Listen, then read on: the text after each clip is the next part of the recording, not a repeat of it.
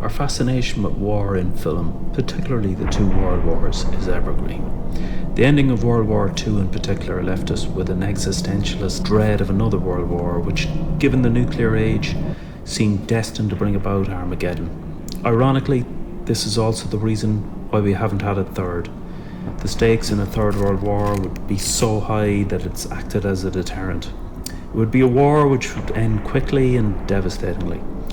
World War I, which is the focus here, was the complete opposite. A literal death by 1,000 cuts where men were hurled over the top like cannon fodder. Last year, two films on Churchill brought the focus very much on World War II. One of these films, The Darkest Hour, bagged an Oscar for Gary Oldman for a wonderful performance in quite a spectacular film. Blake, pick a man, bring your kit. Director Sam Mendes' one-shot style in this film begins with a romantic image of the poppies in the fields of eastern France, and we're led by the two protagonists into the hellhole that are the trenches, filled with rats and mud. In fact, this film is not for the faint-hearted, as they voyage through no man's land and the trenches are confronted with corpses, vermin, barbed wire, every form of horrific aspect of World War I, which was a nasty, grueling, very unglamorous. The central plot here is a little reminiscent of Saving Private Ryan, brotherly love and dedication in the fog of war, terror and conflict. I sometimes wonder what life must have been like at the beginning of World War I. An innocent world had never experienced anything like it, and most naively expected it to last a few months. In fact, in the film, Blake reminds his commander, "You told us we'd be home by Christmas." The acting here is quite impressive. Our own Andrew Scott plays a droll, sarcastic lieutenant in the trenches, somewhat reminiscent of Blackadder. We've got orders to cross here. That is the German front line. Colin Firth is somewhat typecast as the general who delivers the news. You have a brother in the 2nd Battalion. Yes, sir. They're walking into a trap. Your orders are to deliver a message, calling off tomorrow morning's attack.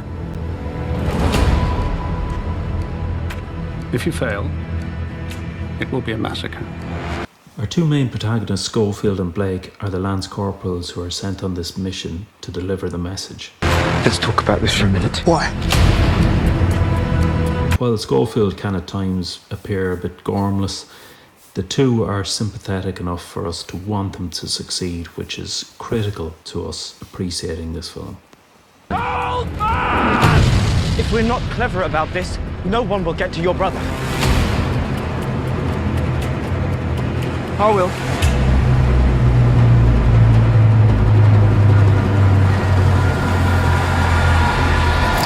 With hindsight now, even 1917 was merely the beginning of a hellish period for the world, which would not settle for 30 years. If Gavrilo Princip had only known the single shot he fired, fatally wounding Franz Ferdinand, would be the catalyst for the explosion of a worldwide powder keg that would last 30 years, one wonders, would he think twice about shooting that shot? There is only one way this ends.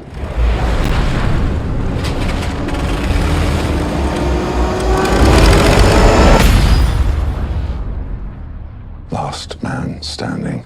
I'm going back to see my father. We need to keep moving! Come on! I'm going there, no more to run. We can't possibly make it that way, man! You bloody insane!